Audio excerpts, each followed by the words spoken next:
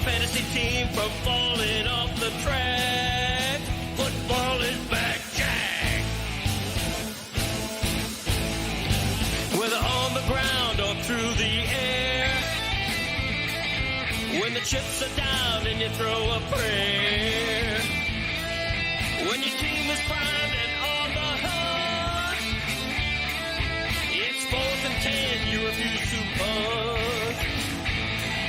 When the shoulder pads and helmets crack, that's how you know that football is back, Jack. Let me hear you say, football is back, Jack. This high is wild and out of control, and we're gonna ride it every week till we reach the Super Bowl. Don't need no check downs. Give me big hits and quarterbacks. If you say this game's the best, I'll say it's a gag. Football is back, Jack. Football is back, Jack. Football is back.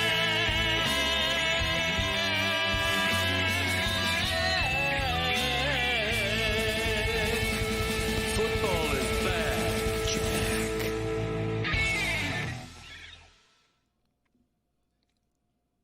Two spitting incidents in a week.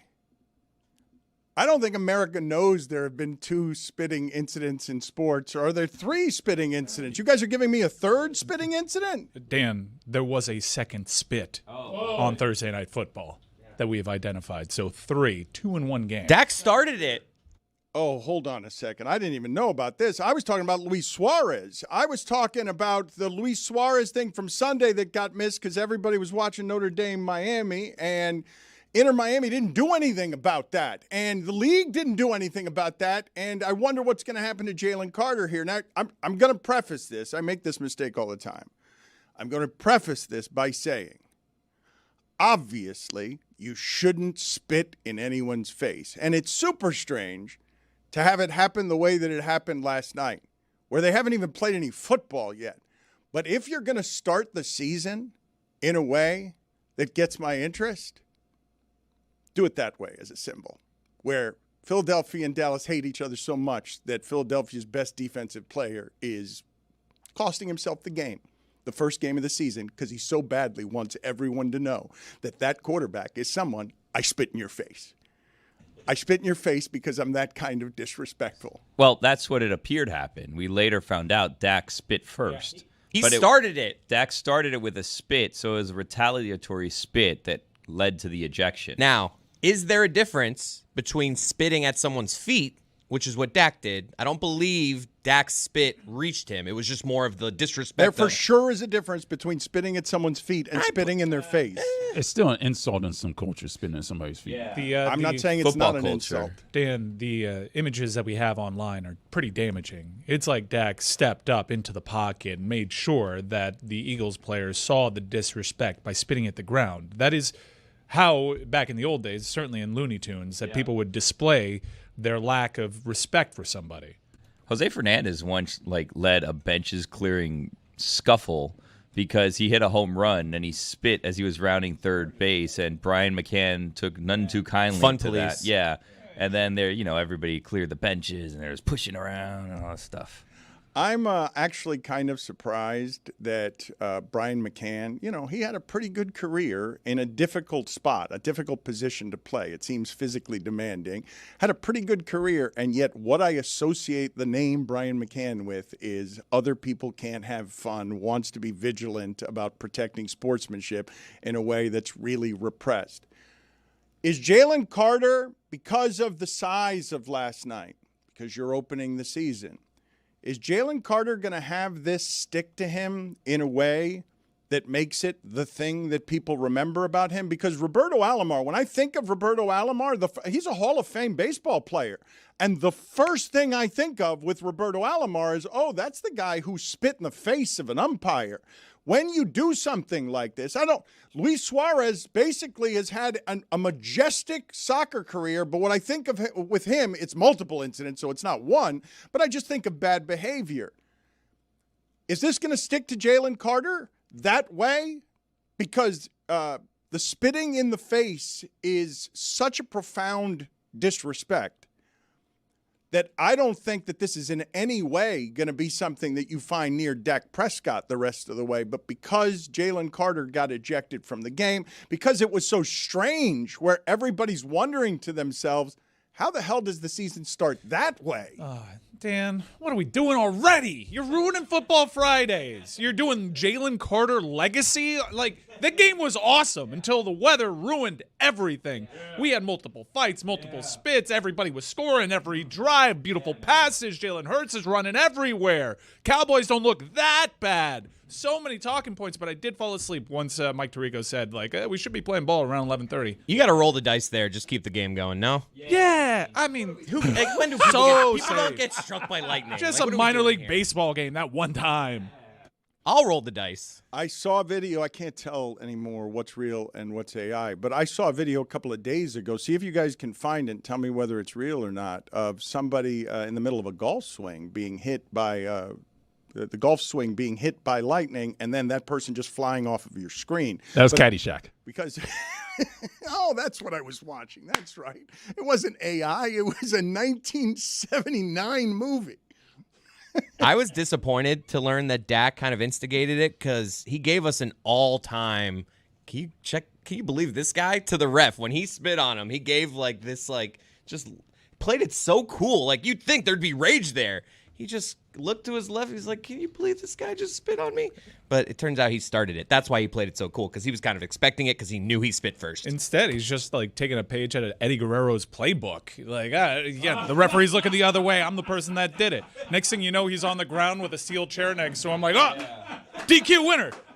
You said he was expecting it, and I thought you were going to say he was expectorating it, and that would have been shocking coming out of your mouth. But because of the way that you started made me wonder, the way that you guys have framed the entire thing, if this was genius by Dak Prescott, like the ultimate game plan. The thing the quarterback doesn't want is pressure up the middle. The thing that guy provides more than anybody is on that team is pressure.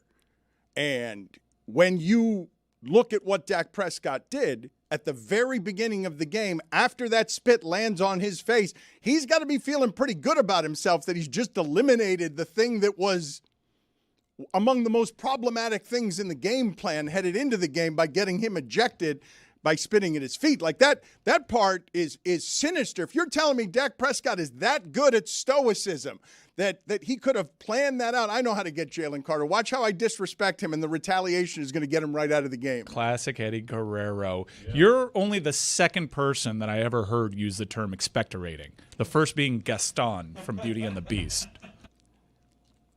You've never heard that? No, but I do know Gaston is especially good at it. I came in here today, and Billy looks at me, and he says, I think I'm on Team Balmer now. That's somewhat of a misrepresentation of what I said. I said, is it crazy that I think I might believe Steve Ballmer? I'm not. I'm that is team, exactly what Dan presented to the audience. No, it's a massive gulf that was jumped over. You were much stronger in your conviction earlier. No. This is an Evel Knievel-sized gulf that Dan has just leaped over. This is fallacies and falsehoods again? Listen, I'm just saying, I saw his interview, and I thought, you know what? This seems like a guy that could not know what's going on at any point in time. Like, I believe that he could actually be confused and just not know how $50 million of his ended up somewhere. Because, reminder, he's a multi-billionaire. So $50 million, while that is a lot of money to everyone, it's not to him. So, like, it would be kind of like if I had $5 in my pocket and then I found it in the dryer, like, 2 weeks later or whatever, and I was like, oh, I forgot I even had that $5. This guy was like, oh, trees out here, whatever, $50 million tax write-off, whatever, I don't care. And I was listening to him talk to Ramona. I was like, yeah, this guy seems confused about what's going on here. I think I might believe that he just doesn't know what's happening. He could, even though he's been dubbed one of the greatest investors ever. He does pull off like, I don't know, bumbling idiot type of guy. But I'm on Team Balmer now, too. For a complete... I'm not ready to make that statement. I am entrenched now, Team Balmer, and it's not even so much for what you described, though I can follow your logic. I'm on Team Balmer now because I'm decidedly anti-Pablo. Oh, well. After this episode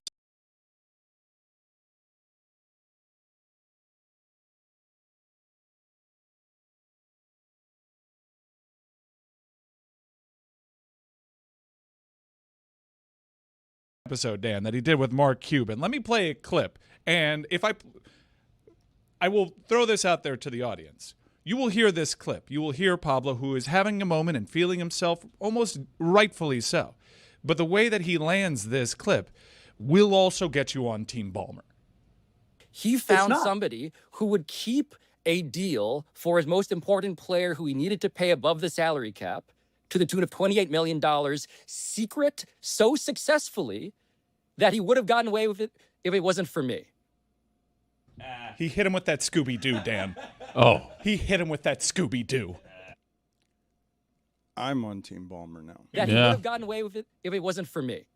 First of all, that should be a we. There are a lot of people working. I was on going to that show. say, Pablo's acting like he's rummaging around in like garbage bins finding these things. If it wasn't for me. Not time to be, rubbing elbows at the Harvard Club if you're If it doing wasn't for me. journalism. Did Steve Ballmer in the interview just, first of all, I don't think people know how hard it is to do what Pablo just did, and it's usually not worth it because it's really hard to find out these kinds of things, proves them, get them through legal, and it's really hard to get the sixth richest man in the world to scamper to wherever Ramona Shelburne is, whether that was Los Angeles or Bristol, Connecticut, but to tell everybody how mad and sad he is about this. But you guys would agree that in that interview, Balmer looked like a serial killer many years removed from the crimes in jail. They found him after family DNA tests, and he is stoically giving the interview just physically on how it is that he looks. He looks like the interviews you've seen from jail from the guy who just has no remorse about all the terrible things that he's done to get in jail. When he says if it wasn't for me, it gives off journalism. When I think journalism, and I this is more of a compliment than it's going to sound like to Pablo.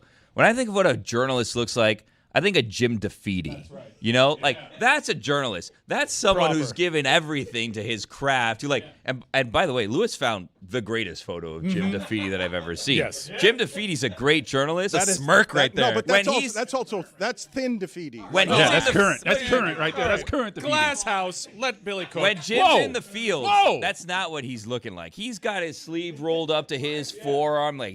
He's getting to the bottom of these stories, Jim DeFeedy is, okay? Pablo's walking around with like a quarter zip on and some shoes with tigers on them probably, and it's like, okay. And he's like, I'm here to find out. It's like, oh, okay, Pablo. Yeah. If it wasn't for me. Oh, and hitting him with the Scooby-Doo. Are you doing that just because Steve Ballmer does look like a villain that's under a mask in that cartoon? Well, I believe he doesn't know what's going on.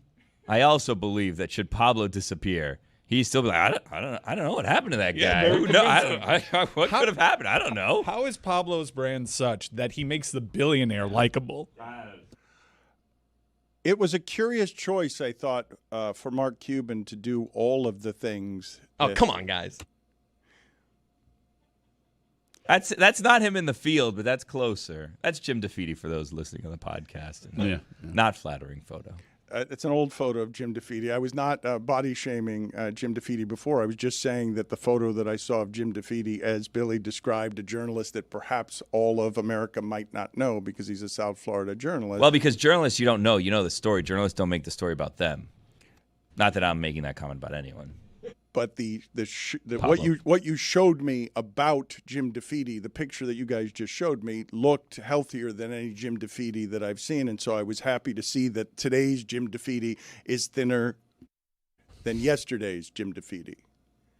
That's all I'm saying. That Jim DeFeedy is so good. Look, do you know how good you have to be at what it is that you're doing for television to allow heavy people to do their jobs? Like, I'm living proof. Don't look at me with judgment. I'm living proof. Don't look at me as if I don't know what I'm talking about here. I'm a fat pioneer.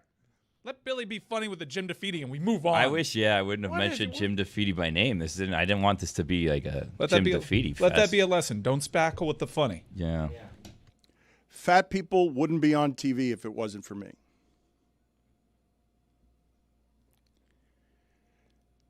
I want to get to some of the Balmer and Pablo stuff. Another episode dropped, and it's not another Pablo. It's just another episode of Pablo Torre finds out he did not drop another Pablo. No, he didn't do one of those. He just talked to Mark Cuban, and they argued for an hour, but I was really curious as to why Mark Cuban would do any of that, because he's not as informed as Pablo on this subject. Pablo has done work here that is exhaustive. It's 7 months of work. These things are very difficult to do, and Mark Cuban just comes over with a parasol and says, why didn't you take the time to do this? And it made me wonder if he's projecting on, man, I don't want anybody looking in here in these spaces, and I want future deniability if people start looking in these spaces, because I know how it is basketball is able to be the business that it is. And this, what I'm about to say, when you hear me forever lamenting the stupidity of the salary cap, Juan Soto makes $750 million. That's what happens when you leave the owners to their own devices. That's what happens. If you don't think Mahomes and LeBron are worth what Juan Soto is worth. You sound a little like Samson. Like who that's what happens. cares? Players actually get their value if you don't cap this sport. People are going to circumvent the salary cap. We've seen it happen before. We've seen it in that sport before. Hell, as Pablo pointed out on this episode, it happened to Mark Cuban as a result of the whole DeAndre Jordan's Clippers pursuit. Remember locking him in that office, putting the door there. It was a great moment in Twitter history. There was a car sponsorship that ended up getting the Clippers fined for that pursuit. So he was actually a victim of the Clippers circumnavigating some salary cap rules too. It does kind of feel like Mark Cuban, if you want to be sinister about it, was protecting the overall club that was the billionaire owner club. Owners can't know everything is what he was fighting for. But I was happy to discover that Mark Cuban, despite how we've talked about him on this week's shows, is still very much an owner of the Dallas Mavericks, owns a pretty large percentage at 27%. I don't think you're trying to present it this way, but it's coming off very anti-player and players getting paid what they're worth. The way you're saying the salary cap's there to protect the owners. It's really there to punish the players. The players are really the ones that are the victims of the salary cap. How am I coming out like I sound against the player? I'm saying the salary cap is a stupidity. I understand why it is the players would collectively bargain what they feel like is partnership that isn't partnership with their leagues. But the discrepancy I'm giving you there, that Juan Soto makes $750 million. Like, when I hit you with that in the face, go ahead. Tell me what LeBron... You're positioning it as an irresponsible use of money. We need a salary cap to protect the owners. No. That's what paying happens. players like, look, Juan Soto, of all people, makes $750. We can't have that. No, we need to have billionaires. I'm saying, okay, thank you for the correction if I miscommunicated. What I'm saying is the reason stuff like this happens is because the Balmers of the world don't like confinements when they're competing, and competitive people will look in every crevice and every corner for where it is their advantages are. So if I legislate equality, what does Balmer do? He buys the biggest staff he can buy, because there are no limits there on leadership positions. He does all sorts of things with his money to try and gain those advantages. And if I remove the salary cap, the way he would win that game is by being someone like Stevie Cohen is with the Mets, where he'll just make all the other owners mad at him because he gets whomever he wants. And so what you would see in basketball and football is LeBron and Patrick Mahomes making a lot more than Juan Soto. Can you guys just get me LeBron James's career earnings so that I know if LeBron James has indeed earned more than Juan Soto in his career? I would assume he'd earned at least that much, but maybe not. So what you're saying is billionaires don't like regulations. That is what I'm saying. But also, who cares? Like, who cares if the billionaires go and spend a lot of money on the players and the players make more? Like, you're using Steve Cohen as an example. He spent a lot of money. It's been great for the players. It's been great for all of MLB because it raises, what the market is.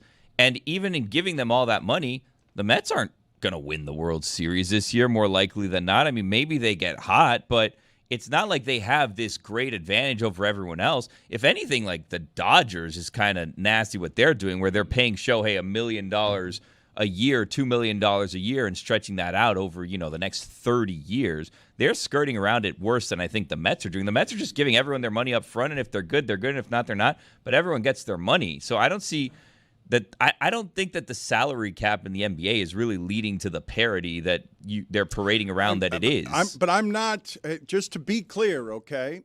I'm anti-salary cap. I want these owners spending so that the players get their actual worth. It's not what's happening. What they're doing, because they can't control themselves, they've built a system that allows for fixed costs because they can't control themselves. I don't want them to control themselves. I want the players making what Juan Soto is making because it removes the lie of we can't afford this. It removes everywhere the lie that sports isn't as profitable as it actually is. Basketball and football have restrictions on the players that make it so LeBron James made what, Jeremy, in his career? Through 2025, he has made $528,695,302. So think about that. Think that Juan Soto's contract, even if he doesn't play the last 5 years of it, even if gets hurt today, if Juan Soto gets hurt today and never plays again, he makes $200 million more than LeBron made for a career that's 6 years longer than Juan Soto's contract. That's what I'm saying. That's stupid.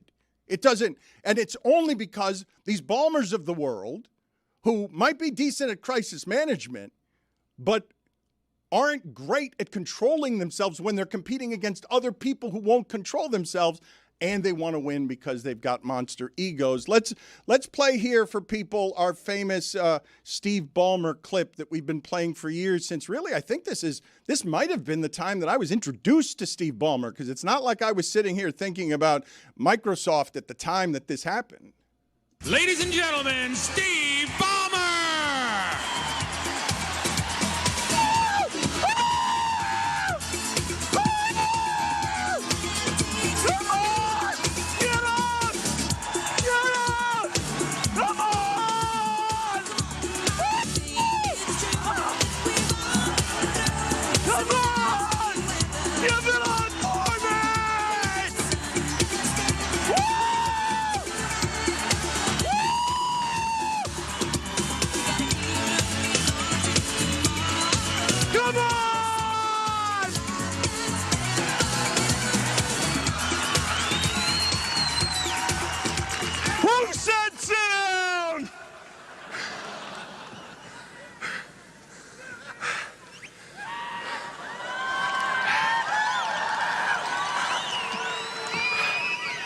I have 4 words for you. I love this company. Yes!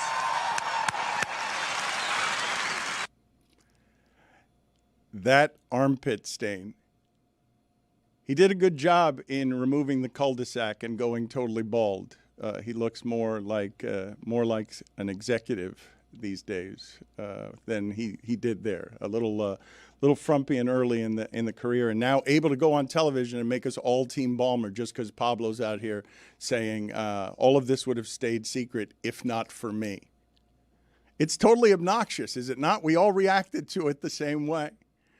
I want to get back to the football from last night, and I don't know about you guys because Philadelphia beating Dallas isn't any kind of surprise. I suppose if you're going to be surprised is that Dallas was able to keep it close. But the starting of the season with the disrespect of let's spit back and forth in each other's faces. When you guys think of acts of disrespect that have been in sports or that you have seen video of or outside of sports, I learned, I don't know if you guys knew this at the time, that in some cultures, the throwing of a shoe at somebody is a sign of disrespect. And so the way that I learned that as an insult was when I watched George Bush, who really surprised me with his reflexes. Go ahead and play that for us if you can get it, please. George Bush with his reflexes. just very quickly avoided the throwing of shoes. When you guys think and had a similar smirk after to Dak of kind of like, can you believe this guy? When you guys think of acts of disrespect that you have seen that have not resulted in any actual harm except to that American flag behind him, when you think of acts of disrespect, what rivals the spitting in the face? Because I can't believe that we have 2 of these incidents in 5 days. And by the way, Zaslow is saying much stronger than he said on this show. After seeing the tweet from Inter Miami after Luis Suarez spit on a Seattle Sounders staffer's face, Inter Miami sent out the tweet. Inter Miami condemns the altercations that took place following the conclusion of the league's cup final. These actions do not reflect the values of our sport, and we remain committed to upholding the highest standards of sportsmanship.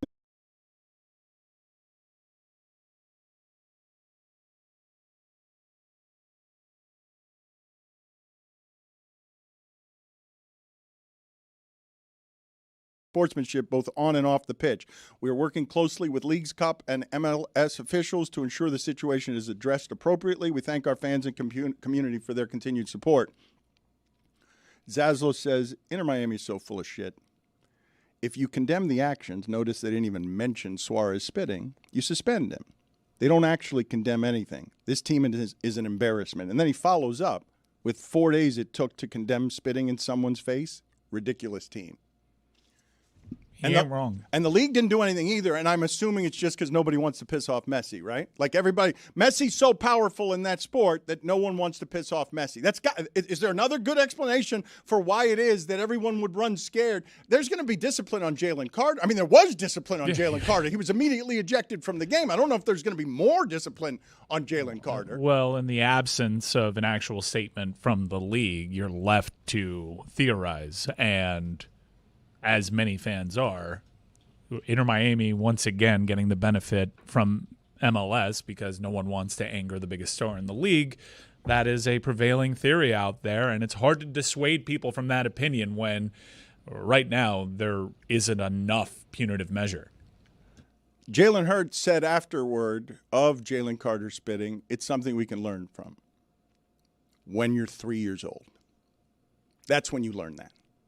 2 years old. That's when you learn don't spit in somebody's face. Like, that's not something adults learn from. We don't have video of it, but J.R. Smith threw soup at somebody.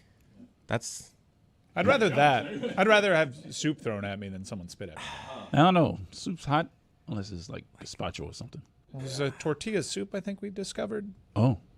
I think it's different also. I know we've covered this before, whether it's like frisbee thrown and like the bowl's coming at me or whether it's like shot put, the liquid leading the toss. Also, the victim here was Damon Jones. Everyone found that funny. Yeah. Well, especially because we were picturing French onion soup and then the cheese was just landing on his shoulder or on his face. It was like just the bread bowl. Yeah. The game last night. You guys have thoughts on the particulars of the game? Because Philadelphia, they're defending champions. They're super physical. And I think that everyone thought Philadelphia was going to win the game. And I think everyone might have been surprised that the game was close, as if we'd forgotten that so many of the games in that sport are always close. It's one of the reasons that there's a salary cap to legislate the equality that protects the league so that no one gets too much better than anyone else. I have plenty of thoughts. Number one, the game was awesome. It was an incredible start to the football season. Dak looks good, not just in form, but like he's lost some weight, and it looks like it'll help him. The A.J. Brown stuff is interesting. Also, Javonte Williams is always going to scare me as a Miami Hurricanes fan because I just remember him and Michael Carter running for like 300 yards each against Miami, so it's not a surprise to me that he's an effective runner for the Dallas Cowboys. I got super excited for the season, and I think that people started sleeping on Dallas. When the point was made on the pregame show that the issues, and yes, the defense was bad. You highlighted them when we were breaking down the Micah Parsons trade but the biggest issue that faces the Dallas Cowboys outside of the lack of postseason success is Dak Prescott's health. When Dak Prescott is a healthy quarterback for that team, they're a 12-win team routinely. And if he's healthy, and if he looks like he looked last night in moments before the weather got out of hand and impacted that game, Dallas is going to be in the conversation for the playoffs. It's just a fact. If he's healthy, they're that good. I think people were still surprised last night because the Dallas offseason was a disaster and because of the other things that I've told you about the simplicity of if you're breaking down that Micah Parsons trade from whatever it is the logic of Jerry Jones as a football move, it's because your quarterback is in year 10 and the other teams in your division that are better than you have quarterbacks who are younger and cheaper and going to get better, whereas this is Dak's ceiling. Like, I don't know what Jaden Daniels' ceiling is, but it's a ceiling that you can expect improvement from with reps because he's played very little professional football, and Dak's in his 10th season, or is it his 11th season? Jaden Daniels' ceiling is multiple-time MVP. He came in and changed the franchise. That was a joke of a franchise, and they made it to an NFC championship. And Jalen Hurts is the one who actually won the division, won the sport last year. Yeah, he outplayed Patrick Mahomes. He was a Super Bowl MVP. The talking point is, the lack of passing success, even though Jalen Hurts threw an absolute dime in that game. But Philadelphia is a weird team in that we all know their strength, and they effectively salt games away on the ground. So, especially after the weather turned, I'm not sure how much we can read into that. I mean, in terms of like the money at quarterback too, Jalen Hurts makes like $50+ million also. The Giants obviously are spending a lot less on quarterback, but their team is not comparable to the Cowboys. It's really Jaden Daniels who has the advantage there in their division. But like the Giants right now are a non-factor, and they're going to end up paying a quarterback eventually anyways. It's an interesting division, though, because the Giants know, even though there's a lot of name recognition in their room, and they have the hope of Jackson Dart that'll be a lifeline for when they inevitably struggle in the early season, they know that they're outgunned at that position, so their whole idea is, let's have Thibodeau and Abdul Carter just pin their ears back and go after the quarterback, and maybe we can have the best edge rushers in the league. And I actually do think that Tony mentioned it yesterday. Not many pass rushing defense is better than what you have in the New York Giants. I love a pinning back of ears. I love pinning those back. It's It makes you faster, more aerodynamic. Lance Stevenson blowing in LeBron's ear. Is that disrespectful? I think we all thought that was just kind of weird. Yeah. Even LeBron just rolled his eyes and laughed at him. That's Big 3 champion Lance Stevenson to you.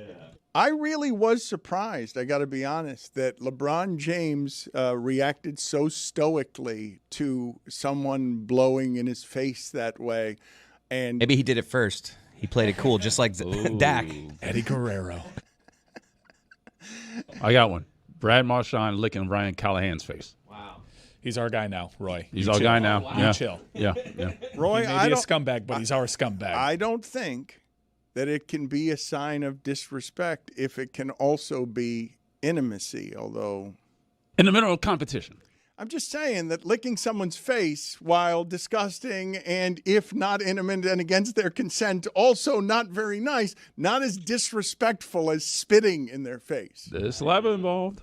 Some people are into that, though. Yeah. I will take the opportunity because you mentioned Panthers legend Brad Marchand, hero to a community, an iconic South Florida sports fan. Not many of these. We had Pin Guy, Marlins man, tries to very forcibly force his way into that conversation. Richard Molinari, the great Richard Molinari. There's been a lot of iconic sports fans down here in South Florida. And one of the GOATs, the fake Ric Flair from Panther games. And this guy's a Panther lifer. He was out there when David Booth was out there trying to convince people that he should get a call up to the national team. The fake Ric Flair has reportedly passed away, the source being multiple Facebook posts right now. If you ever went to a Panthers game, you know that they cut away to this fan, rally the troops, everybody would woo for him, was very friendly, would high-five everybody in that lower concourse, so it's sad to see an iconic Florida Panthers fan pass away. Rest in peace. If we were to say most famous fans in South Florida history, if you go back to, you mentioned Rich Molinari, Dolphin Denny, does a mascot get to count as a fan if the fan has been turned into a mascot by the team, like Yama Yama at the University of Miami, where they're not actually a mascot, they're just such a huge fan that they become a mascot as just a fan? Who is is the most famous? Is it Marlins man? Who's the most famous fan in South Florida history? We can go through Dolphin Denny. We can go through Yama Yama. Cutleridge Laz. Yes, thank you. Yeah, he's Google it. Yeah, the first word in Cutler is cut. Hey, he's a fan. We're having this conversation. What about that kid that lifted up his shirt and did like the little belly Muscle roll Boy? at the Marlins game? No, different guy. Oh, different little kid. Different Yeah, you little know that kid. kid. He Yeah. stuck Little out his kids. tongue and was like, Look, kids, keep your clothes on, okay? Yeah. Cheap laugh. My friend, Develop a real comedy style, kid. my friend Steve, Yes, Chris's friend Steve. Oh, yeah, Steve. big Marlins fan. Why would you guys agree with that? Why? Dancing Tony. The Oh, Marlins yeah, game. Chris's friend Steve. Is Good what- teammate. It's what they gave you of Yes and. Yes oh, and. yeah, your Yeah. friend Steve. Steve. I'll take it. Everyone knows Steve.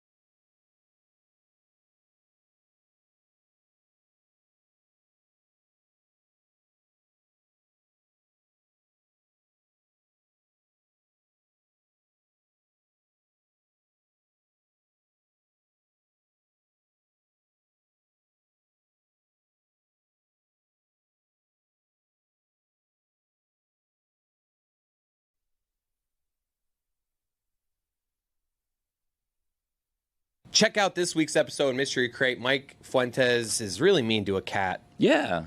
I'm not mean to a cat. The cat's just not an attractive cat. Well, there you go. More of that. So What's mean. the hottest cat you've ever seen? Ooh. So my friend Chase has one of these cats. I think it's like a Bengal cat or something, and it has stripes. It's a really expensive cat. No, I don't know exactly what See, it's it's called. got to be expensive. You're just like money. Weird. That's all that Yeah. matters to you. Well, he's a lawyer, so A Bengal cat looks like a regular cat to me. it does, but it has like Look. the cool like Just a cat. cheetah Yeah, type it's just a patterns. cat. No, but look at the coat. I'm looking, man. Yeah, it's just a cat. No, You should just it's- adopt look at a the stray coat. cat. Yeah, Why you would you should pay? adopt You a should stray never cat. pay One- a lot of money for a cat. No, one That's time a crazy move. One time I was at FIU and there was this little cat. by the football stadium. There was like a metal shop back over there. Rory. Out here. Yeah. Well, not that one, but yes. But I also love Rory. But it had like, it was gray and black and had these blue eyes. And I was trying to get it to come to me. And if that cat would have came, that would have been my cat. Wow. A Bengal cat looks more like a jaguar or like a yeah, it has a pattern of a cheetah. jaguar. Is this a promo? Jeremy being a cat guy, least surprising thing ever. Yeah. I mean, come on. Yeah, I've made it abundantly clear. I love my cats, okay? Yeah. Jeremy also gives us a breakdown of like ex-NYC mayors or candidates. Or Yeah, it's future. crazy. Or future. We're breaking it down. That's true. Now a mystery crate. Check us out. This episode of the Dan Le Batard Show with Stugotz is presented by DraftKings. DraftKings, the crown is yours. Dominique Foxworth is going to spend the hour with us. We're going to go in and out of football. Maybe I can get him to argue with David Samson about what I was just saying about the salary cap, because I don't imagine that they agree on this. But before we get to Dominique, real quick, I want to go to David Samson because I want to ask him about that Balmer interview, and he's more informed than most here when he's looked at all of these legal documents and he has read the fine print on what it is that Pablo's reporting is. So thank you, gentlemen, for joining us. And before we get to David's expertise on this, just tell me what your thoughts are about the salary cap. I'm going to both of you here, bad It's judgment. just bad judgment. You got an opportunity, right? You have a choice. You have a choice. There's some steak in front of you, and there's some day-old oatmeal. And you're like, hey, guys, we're going to get to the steak, but let's kick it off with a question for the oatmeal. Anyway, back to you, Dan. The oatmeal. What does that even mean? Day-old oatmeal. Are you talking about the story, or are you talking about me? Dan, go ahead.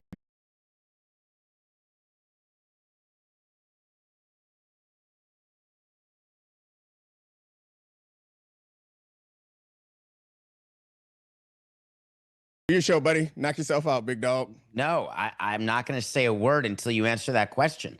Are you calling the Pablo story with Balmer the oatmeal because NFL football season started, or are you calling you the steak and me the oatmeal? If you have to ask who the oatmeal is, I got bad news, David. I don't need to be here, Dan. Enjoy your time with Foxworth. I'll let honestly. people figure it out. What Dominique, a for what? sensitive little man. No, Relax, it's not that I'm big dog. sensitive. I'm You are tired. sensitive. Whatever, dude. What are you I'm tired not of? sensitive. It's ridiculous. Are you What happy, a Dan? ridiculous start to the show. It's in a my great opinion. start. That's a great start. You know what is entertaining? Tension. You know what we got? No, because I don't have tension. But steak. What is this? This yeah. ain't tension? No, this is not? idiocy. We now turn right. to our chief shitser to broker peace. Dan, make this right. Well, we've got it. So, Chris, were you saying that if you don't know who the oatmeal is, then you're the oatmeal? Bad job making it right. Zagak. David, you're super rich. Why do you put up with this? You shouldn't be doing this. I agree. I'm on David's side. I am You should too not here, kind subject of. yourself to this. Why put up with nonsense? David, I was here 4 seconds and it was called oatmeal. this? Hey, can we be He said nice the to our story. guests? First of all, Dominique came here. No, look, you guys missed what actually happened. Dominique rolling in and telling me how to do my show. First of all, that's what just happened. Who can't get better? Are you uncoachable now?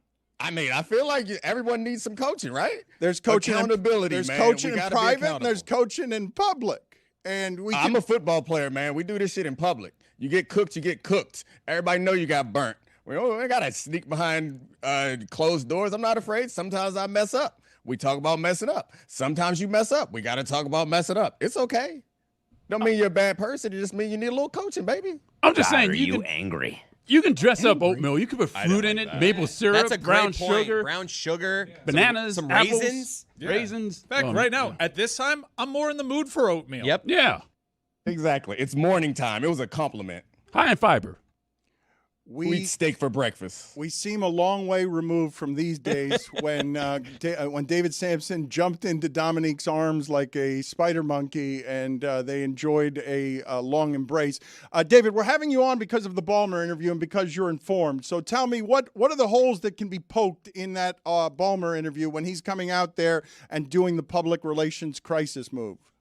Well, you have to understand that there's two things happening. One, there is the criminal part of this, which is the fraud, which is the reason why there's a guilty plea by one of the co-founders of Aspiration. You do not want to talk about Aspiration publicly. You don't want to do anything where there is any sort of ongoing investigation. Very different than what the NBA is doing. That's an internal investigation where, yes, he could be suspended, he could be fined, but it's not criminal in any way.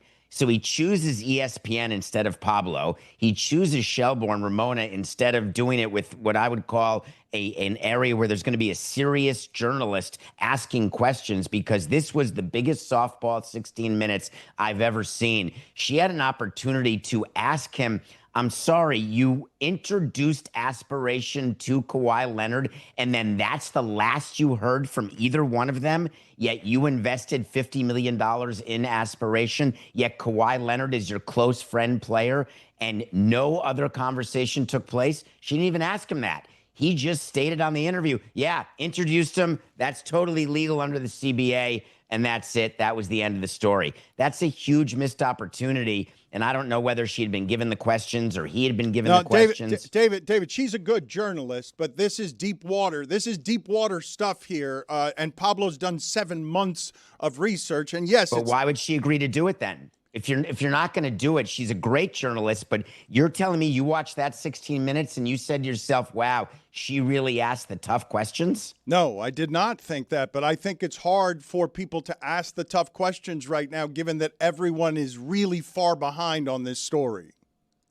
But when he says, you can just go by what he said in the interview, because he had talking points, obviously, from, it may have even been from the NBA. It's not a coincidence that he sat down with ESPN. It's not a coincidence that it happened yesterday, because he's had 2 statements now and 1 interview, and the NBA has an ongoing investigation. So if there's nothing going on, there is no reason to give any sort of interview. And the one he gave to me made it even worse. When he was asked, why did they give Kawhi so much money? A reasonable question that he should have been prepared to answer. His only answer was, I don't know how much money. Well, it's right there, and the Pablo Torre finds out it was $28 million. And so she said to him, hey, it's $28 million. And his answer was, yeah, I got conned also. So Kawhi and I together got scammed by scammers, but that was not and should not have been the point of the interview. The point should have been, hey, Steve, did you not communicate with Kawhi at all about what this was? But we never heard it. What are the other holes in the interview worth noting? I think that it's important to know that he said specifically that there's a lot of mystery around Kawhi Leonard. He doesn't speak much. So then my next question would have been, had I been sitting there, well then, Steve, why did a company invest $28 million in him to be a pitch person if he is a man of mystery who doesn't speak much? Doesn't it need to be the opposite? I found that to be surprising. Number 3, he said he has not spoken with Kawhi at all about this. That sounds a little bit like horse hockey to me, because when a player is owed money, and Dominique can speak to this once you get out your steak knife, if you are owed money, the player and the agent tend to call the team president or owner and say, excuse me, where's my money? I'm having a problem collecting from this company that you are an owner of. But there's been no conversation between the two of them. I'm not buying it at all. Any other things that we should know? Because again, I want everyone to know that when you're talking about 3,000 documents and 7 months of work, there's a lot of stuff that David has gone through here. What else should have been asked last night that wasn't asked, and what are some things that Balmer could do better as someone who knows what crisis management and public relations management has to look like? Well, let me start with number 1. In statement 1 given to the PTFO episode when it aired, it said that he has information that will prove Pablo's allegations to be false. And Ramona said, well, provably false, that disappeared from statement 2. When they released another statement, they no longer included those words. So what is it that you had that was provably false? And Balmer said, I have emails of introduction that I gave over to the government as part of discovery, as part of a criminal investigation. I gave them all the emails. All it is, hey, Aspiration, meet Kawhi. Hey, Kawhi, meet Aspiration. Well, that's not sufficient. What you could have followed up with, well, What else was part of the negotiation with Uncle Dennis that was not part of the discovery? Because remember, the government is not interested in salary cap circumvention. The government was interested in fraud. And that's not what Pablo is discussing vis-a-vis Kawhi and Steve. So instead of conflating the issues, we could separate them and then get Steve to answer questions. And what I would have advised him, Dan, is under no circumstances to speak with ESPN until you are more prepared and you've got to deal with Adam Silver as to what your punishment is going to be. Dominique, do you have any thoughts here about the last 3 days that include Mark Cuban on Pablo Torre finds out this morning? Lots of thoughts. So the first thought is David is fun, and I like David. And we worked really hard, and I thought David and I built a relationship that was more locker room adjacent. And like, you rib your friends. So David, I would like to extend an apology. I mean, no disrespect. You're a sweetheart, and oatmeal is freaking delicious. That aside, and healthy. good for you. And good for you. Like and steak, bad for your heart. Not too much steak. Oatmeal, it ain't bad for nothing. It's delicious. Add a little bit of brown sugar. I would love to be your to brown that thing. sugar, Dominique.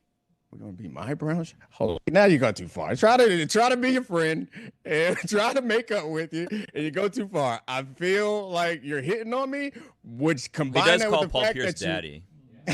Combined with the fact that you koalaed me, like, yeah, I'm getting a little concerned. But fortunately, we're not in the same location. But as for the Kawhi Leonard story, there's a number of things that jump out to me. First, like, what is the burden of proof? Because I listened to Pablo's episode, and I've been reading the stuff that's coming out. And I think Pablo does a great job of building a case around a lot of, like, insinuation, which, like, it seems obvious to all of us, and we can go back through all the facts in his case, but there is no, like, smoking gun, like there's an email that says this. And I don't know what the burden of proof is for the NBA for these type of things. So that's the question. When they say provably false, that creates a burden for them that I think is much higher than they probably want, which is why it probably came out of it took it out of future statements. But I think Pablo, there's not like an email that says this is what we're doing, which is hard for him. The other thing that is just hilarious is I love that Metalark is doing investigative research on no-show jobs as I look at Dan in a completely empty studio. Like, you guys are no-show job experts out there knocking it out the park. Look at lonely Danny. I love it. I didn't have to work Fridays last year. There's so much fun. Also, can I say one more thing about that? Pablo, I get that Pablo's doing reporting, and a true journalist does not care who he takes down, but salary cap circumvention, kind of awesome. It's kind of great. The guys who are the most valuable and most talented have a unfair and illegal in most industries cap put on their wages, and finding a way to get them some money. I get that is breaking a rule, but some rules need to be broken. You're saying that there was anything that Pablo had other than insinuation. I should point out that the salary cap circumvention came from all the sources within the company who went to Pablo, and one of them on the record in a modulated voice said, yeah, that's what we were told, that this $28 million completely out of market endorsement deal was for the purposes of salary cap circumvention. So it was not Pablo actually who made this up and tried to put pieces of a puzzle together using froggy DNA. It was the employees of the company. Don't get me wrong. I'm not suggesting that Pablo's wrong, and I'm not suggesting that his story is not based in enough fact to go with. Like, I don't think that he would put himself at legal risk in that way. My point is that if anything is going to come out of this, I don't know what the NBA needs for proof, and I don't know if anyone is going to speak to the NBA after if the biggest, most damning evidence they have is someone in the company said it. I'm not sure that anybody in that company at this point, given what's happening, is interested, or, well, former company, I guess, is interested in stepping up and telling the NBA that, or even if that's enough to hold water. So I think it doesn't necessarily matter to Pablo if Balmer or the Clippers are punished. It matters to the rest of the teams in the league. My only point is I'm not sure that something will come of this, because it's a little different if you're like, hey, like Pablo's previous reports had like real documents that had actual names and like explicit reasons for things happening. So I think that's I don't mean this as a criticism of Pablo. I just mean this as going forward, is anything going to come of it? That's what the question kind of floating around in my head is. I think on Mark Cuban's show, on Pablo's show that it dropped, that I watched at 5 a.m., and I don't know why, Dan, you have him as head of Metalark, why he's dropping episodes at 5 a.m., although it's fantastic for me, but for those who are not, you and I actually are the only people I know watching it at 5 a.m. But that said, Cuban said something fascinating on that episode that's out right now, where he said, I'm Team Balmer. However, if it's true, then I am Team Mavericks. I own 27% of the Mavericks, and they're done. The GM, any executives, Balmer, and that would be great for the Mavericks. And Adam Silver's right now taking the temperature of 29 men, Cuban not amongst them, to figure out exactly how deep and far Adam Silver has to go. I think that's the interesting part, too, is that we often misunderstand that like the league or the commissioner is in charge and running the show and like policing all of this. So many of the things that happen in pro sports like that we view as the league coming down on a team or owner or player or an organization or a partner. Like we view that as like the commissioner and this like faceless league is doing it. No. The people behind the scenes with the power are most of the time lobbying to support enough owners or enough powerful owners to get what they want to happen. And like we saw it often with like Deflategate and Bountygate and those sorts of things in NFL. It seems like it's more of a reaction. And honestly, this like swing to more punitive punishments for players who were mixed up in any sort of allegations like that comes from the owners. And my guess is that if the decision to move forward with the Balmer allegations in the past was not driven by the owners, the decision for what they will do now will be driven by the owners and how they feel about it and what they want done about it. But Balmer happens to be one of the more powerful owners, so like that plays a part in the leverage, because what's going to happen is just like any political situation is you want your friends and you have to trade favors oftentimes to be able to get the things that you want. So if you are seen as the owner who's rallying support around some punishment for Balmer, then when the things come up, when your organization gets in trouble or you want a rule changed or you want more revenue sharing, you're not going to be able to call on Balmer to get that vote. So that's how a lot of times these things behind the scenes work, which I guess maybe I shouldn't be saying that. Maybe, David, you disagree. No, I think it's interesting when you're inside the room and you're talking about owner v. owner, you definitely have to think about revenue sharing. You think about who's got the power, but people often mistake rich for power.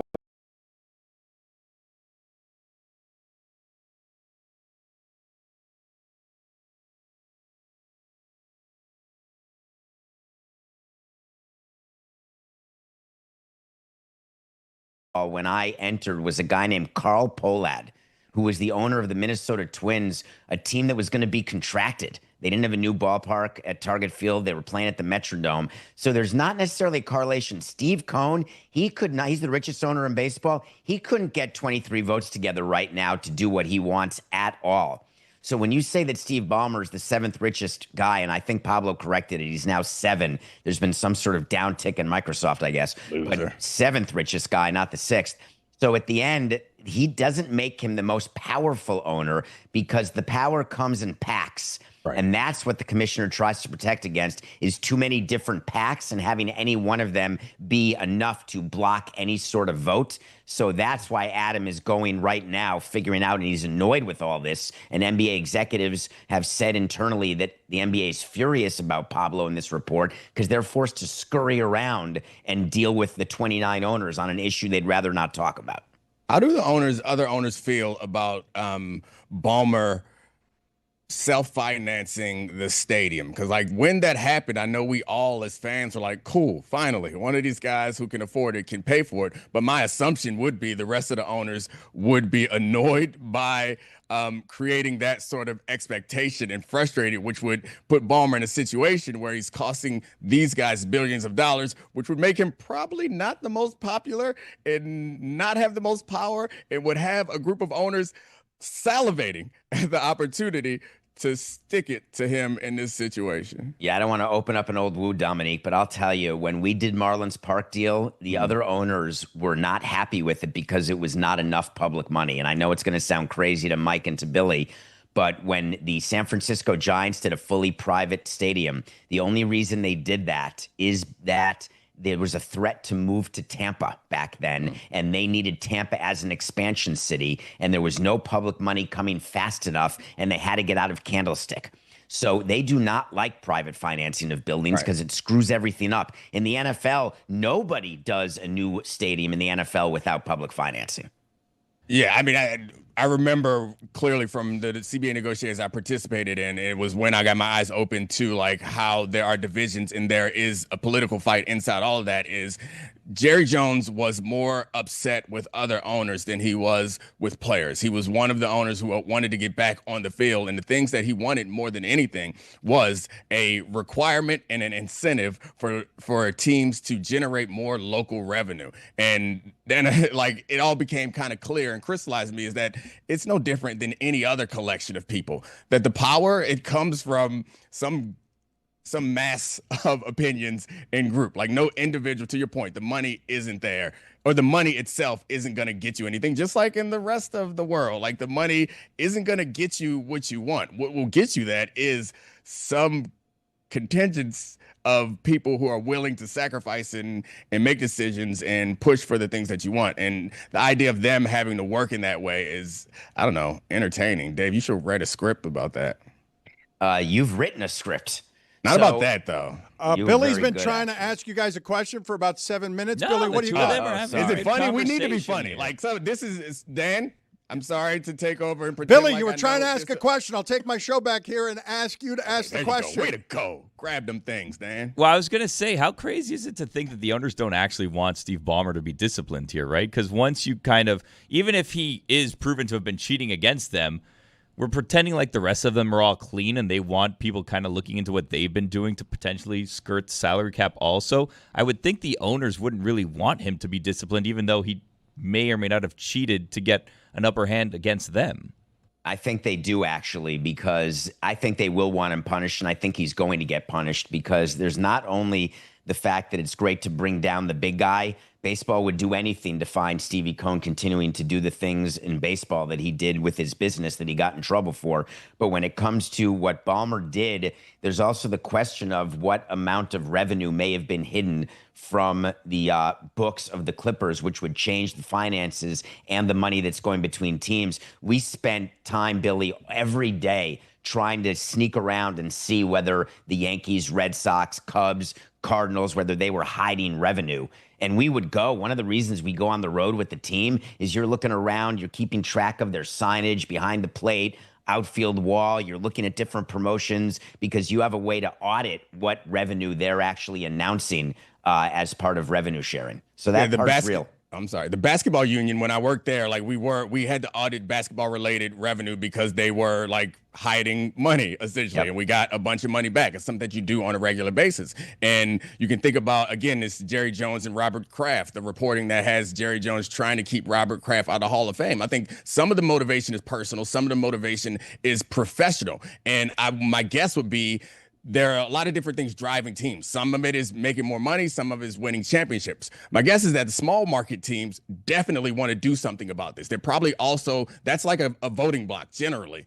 And they are always trying to do something to be able to level the playing field because there's no other way that they can compete if you're going to circumvent the cap. And I think generally all the owners, even if they are doing this, they don't want to be doing this. They would like to be, if they've created the expectation amongst the greatest of players that there's going to be some sort of side deal, they would like to eliminate that expectation. My guess is because that's costing them more money. That's normally the driving force behind all the decisions that are made from the ownership and league side is like, how can we make more money? We want to play a game in Brazil? Hell yeah. This is going to help grow our game. We want to add another game to the end of the season? Sure. Do you want to reduce the salary cap? It's just general. You want to motivate guys to have higher local revenue. Like that's normally a good starting place for the decision. Of course, emotional things might make you, because you hate another owner or whatever, that might make you make a different decision or you owe it to someone else. But generally, if they can find a way to get on the same page, it's always about reducing the overhead costs and putting more money in their pockets. So I'm guessing that's the starting point. If something else other than that happens, it's going to be for either some sort of personal reason And I don't think it's fear that they'll get caught doing it also, because I think they want to stop. So and Dominique, they'd be happy for it to be over. Dominique, it's interesting you talk about salary cap versus non-salary cap. What's not counted in the salary cap is what your off-court expenses are.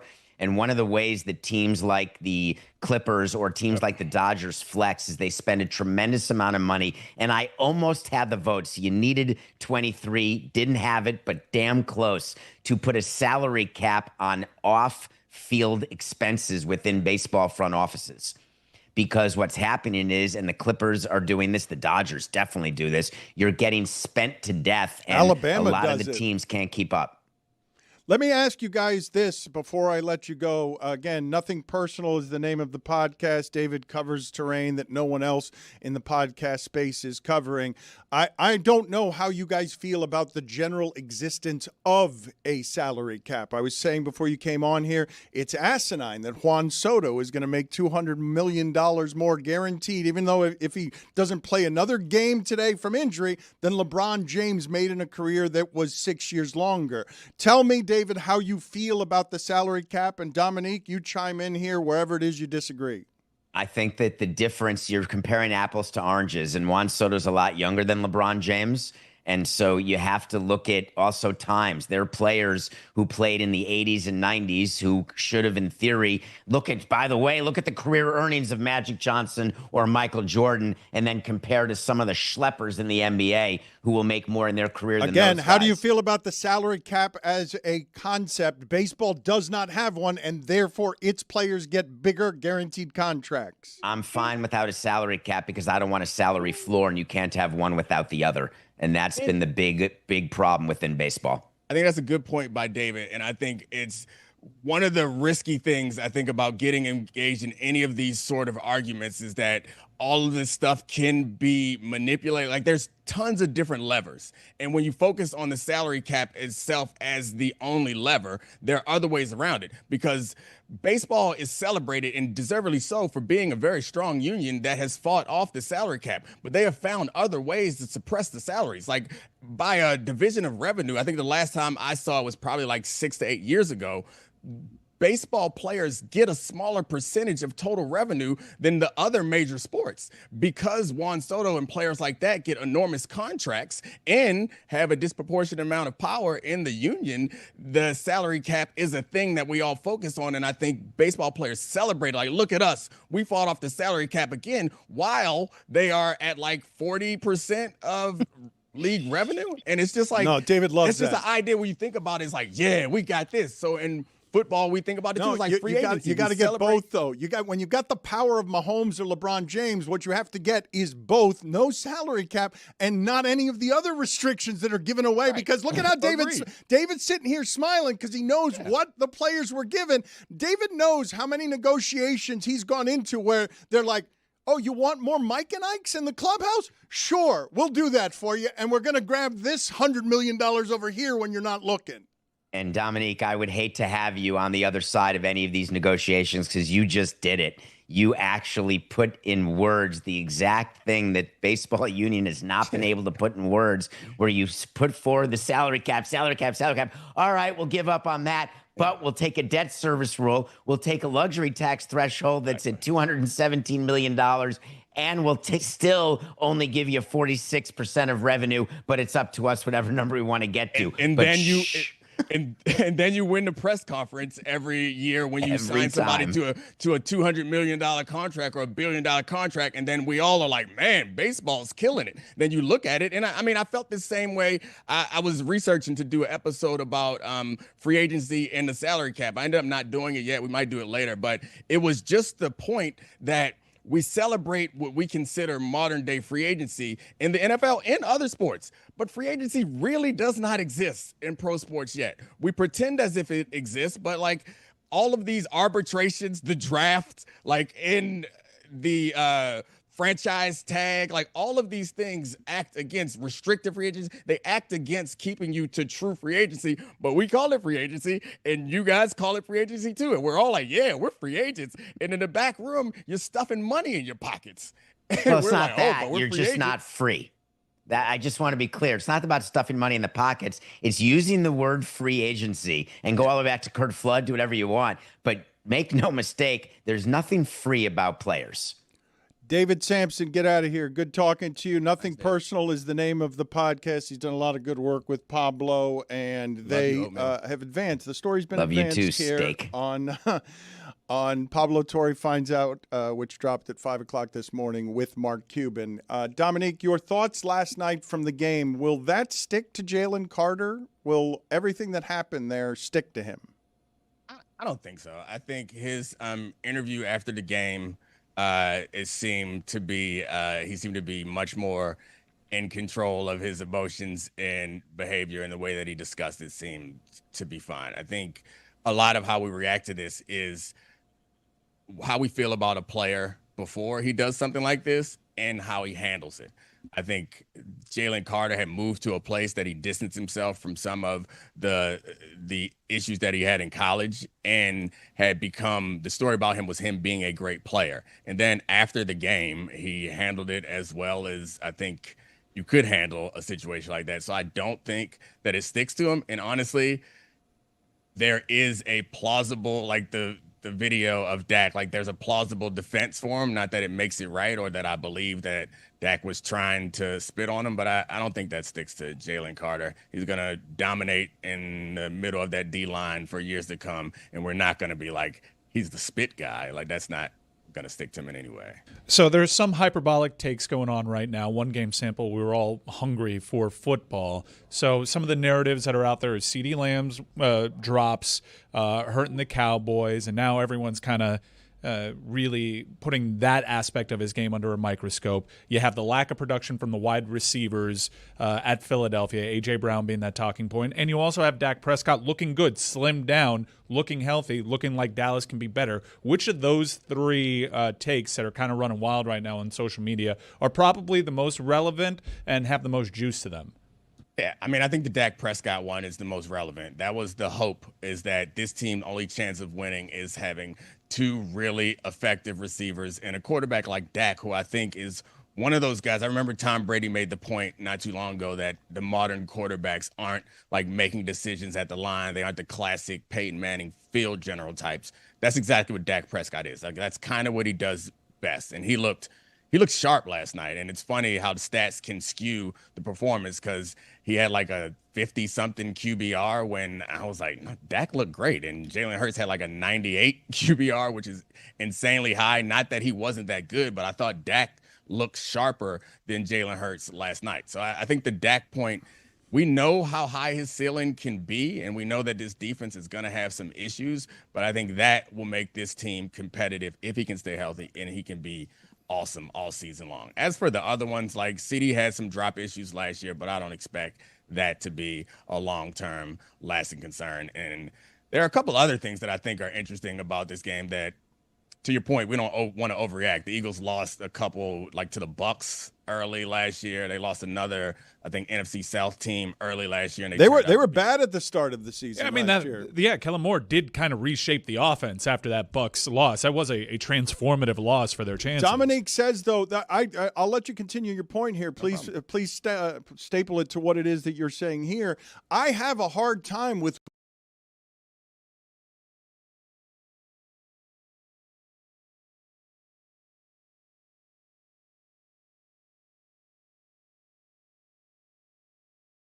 the analysis of Jalen Hurts is, because when I watch him play, it's always going to be some form of 11 for 14 and it's a $150. And over the last couple of years, we've seen a lot of these quarterbacks are going for 150 yards because the game has changed, and he's got so much help that I have a hard time doing individual measurements with him. Yeah, I mean, I think the idea of having to do individual measurements is like born of sports media in general, which is fine. It's something that we have to do, but it don't really matter. Like, he's not playing tennis. Like, I switched over last night to the U.S. Open a little bit, and like, that's somebody out there all alone. Like, Jalen Hurts, it doesn't matter. As long as this team is built the way that they're built, then it's pretty clear that he's capable of operating this at a high level. And yesterday, it's his it feels like he's not listening to the noise, which I think is hard. And I mean that because a lot of players would take this as a challenge. They would enter the season. And honestly, I thought Jalen Hurts was going to enter this season and try to put up numbers to be able to say, like, I'm just like these other guys. But he's like, nah, it's third down. Or actually, he did on first down a bunch of times. It's first and 10. You guys going to play man, or you're not going to blitz me? I'm going to run it. I'm not looking to trick you into believing that I'm something that I don't have to be. And I will do that if it's called on me. Like we've seen him be able to win the game with his arm before, but it's a lot less risky to do it with your legs. And like, I guess I respect it. I don't enjoy it as much as I enjoy watching a more diverse style of quarterback play, but I respect it. And you know who probably don't like it? AJ Brown. Like it appears it might be a long year for my guy AJ Brown. There's always something with AJ Brown. One thing's for sure, though, both these teams seem fun to watch live. Those tickets are going to be highly in demand, Dominique. Yeah. And if you're like me, you like to travel the country and watch some great football with iconic brands. Hard to find tickets sometimes on the primary market, so you know where I turn to, Dominique? I turn to Game Time. I take the guesswork out of buying my NFL tickets with Game Time. Go ahead and download the app right now, Dominique. Create an account. Use code DAN for $20 off your first purchase, okay? That's code DAN. Terms apply. Swipe, tap, ticket, go.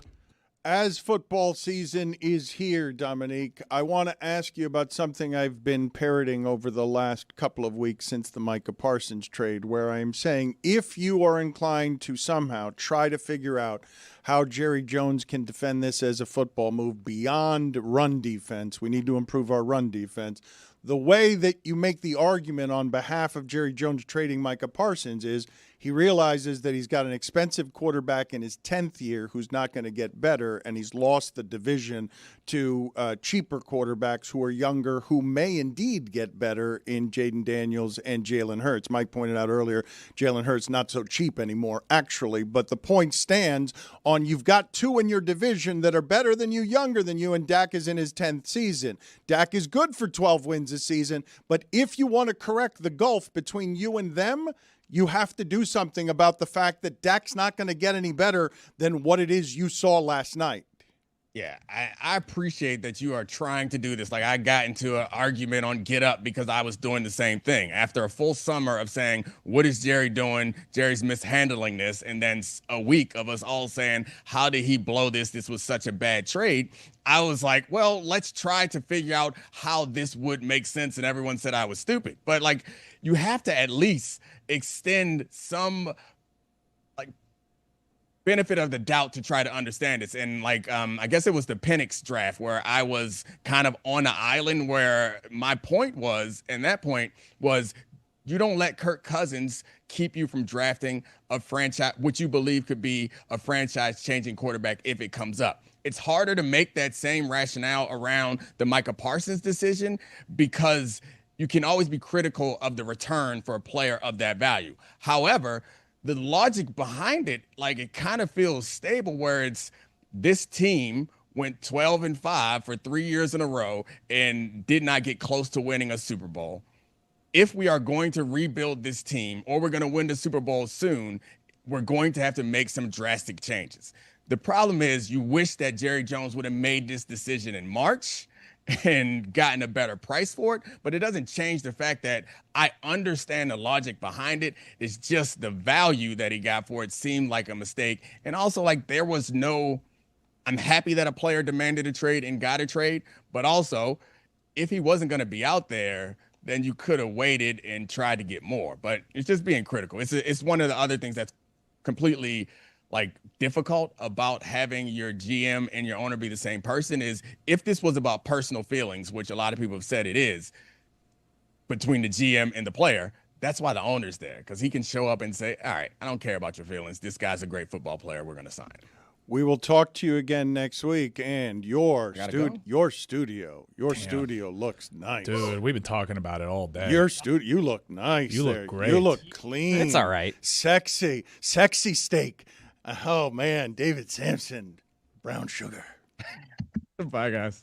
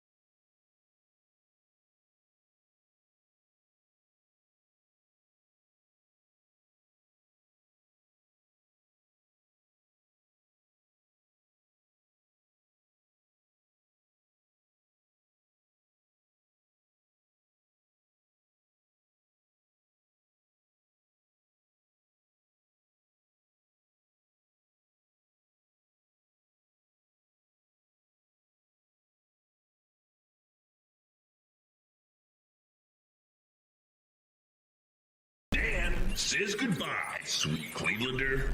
I should tell the audience that we've got a bit of an emotional week, I would say, here this week as we are leaving this studio. It's been an eventful 2 years where the show has struggled and groaned under the weight of trying to build a business. And we're going to move into new studios. Everything is moving after, I think it's close to 10 years here. And we're going to remember some of the things from the Clevelander because as expensive as the property value has gotten around here, the neighborhood has really deteriorated. There has been...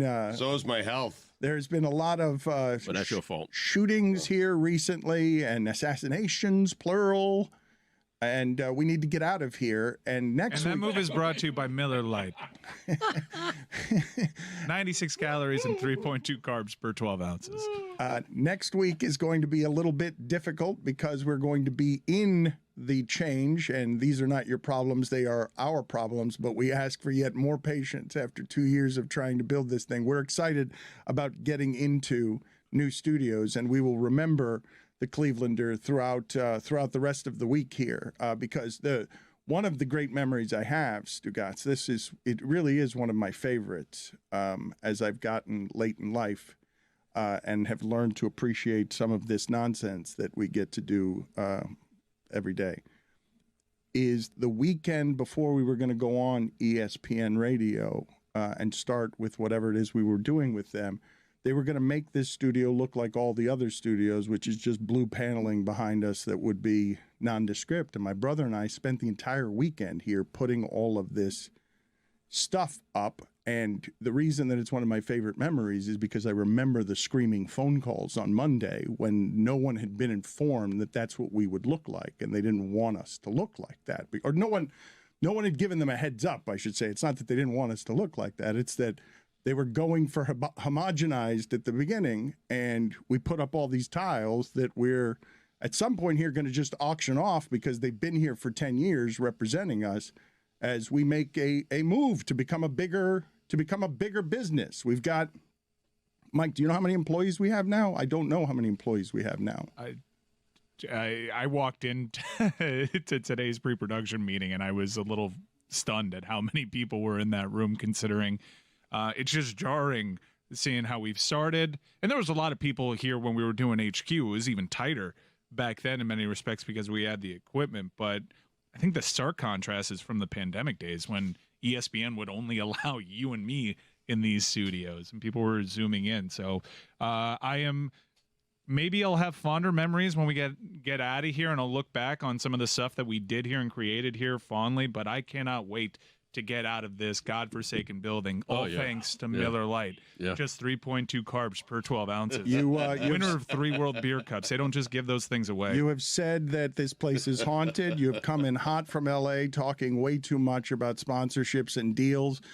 We are moving. This is a growing business, and part that you left out was the answer to my question. How many employees do we have? I don't know. A lot. Yeah, I don't know. Because there's a difference between full-time employees and part-time employees, but in terms of like people that are here, it seems like 87. It's not here, but it's not just here, but it's a lot of people. It's much, much more than what's on air as we try to get up a video. You would think the show would be a lot better. You really would. But it's only gotten worse. Well, the solution to everything is hire more people, and then all that happens is more problems. That's what I've noticed. Again, the deterioration of everybody's health. Yes, that's part of what's hanging over happening. this show. So do you have a top 5 nostalgic, syrupy memories instead of hauntings? Let's do some top 5 lists to celebrate our time here.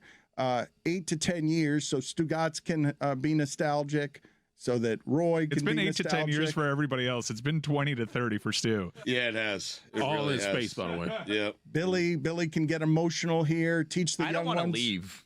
What? I revealed that today in the garage. Billy said that to me. Yeah, I was having a heater in the garage. He was talking to Cougs upstairs in the garage. I was walking down. Who's Cougs? Cougs. Oh, you know. Do you not want to? I am more worried about them finding a body underneath your desk than I am in Mel Reese. I have a plastic container. I have to take all this stuff today, I was told, so.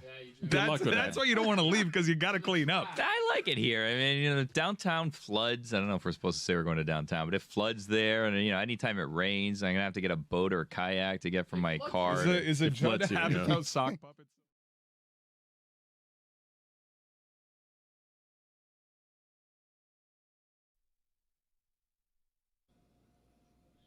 Chris Cody, I need a Hampton Farms Nuttiest Fan update. We had a competition between an Alabama fan shooting a middle finger and a loving couple that was making sex jokes. Who was the winner? Thanks to Hampton Farms. Congrats to the Alabama fan.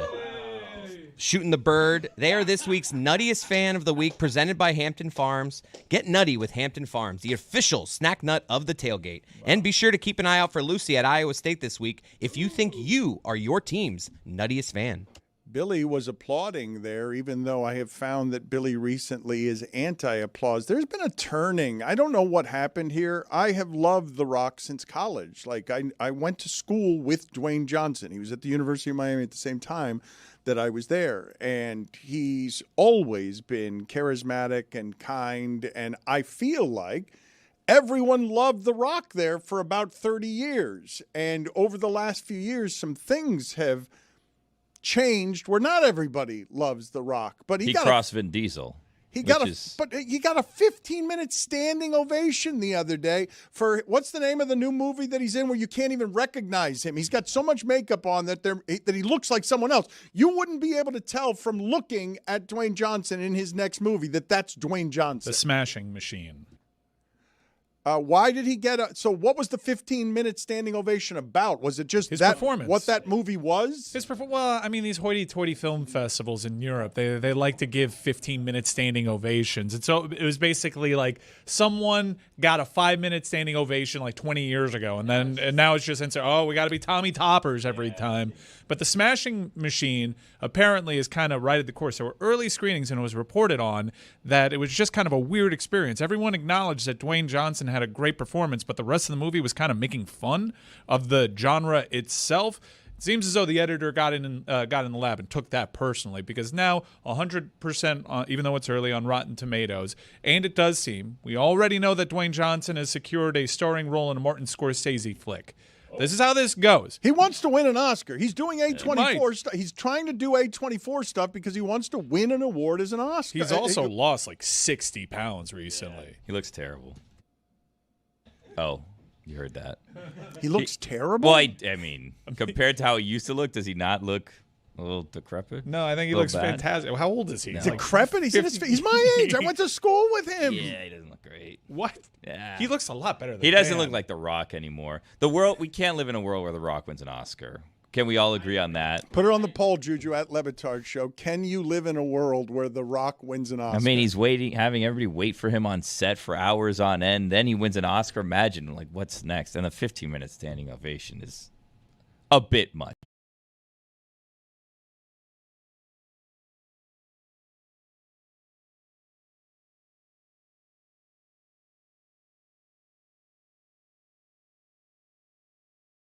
Like 14 minutes, a bit much. Like, you don't need to stand and applaud. Nothing is that good. I feel like after a minute, I got it. Yeah, exactly right. That's just about the Venice fans and the Venice Film Festival more than it is about the actual movie and The Rock, is it not? 100%. Now, I know what you're worried about. Him winning an Oscar, the acceptance speech, it's going to be a circus. Ugh. Don't worry, he won't get to speak because Adrian Brody is still on that stage.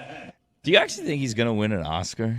Dan, will this get you to watch an award show? Put it on the poll at Le Batard Show. Is anything so good that it deserves a 15-minute standing ovation? It's just annoying. Like, and if you're even there, you have to be like, can we, like, who's the person that, like, sits first to end the 15 minutes? At 7 minutes, somebody's like... Yeah, because, like, how do you guys all decide, okay, 15 minutes, we're fine, let's sit now? That's on Dwayne. It shows, look, I like Dwayne. He's done a lot for the University of Miami. Big wrestling fan.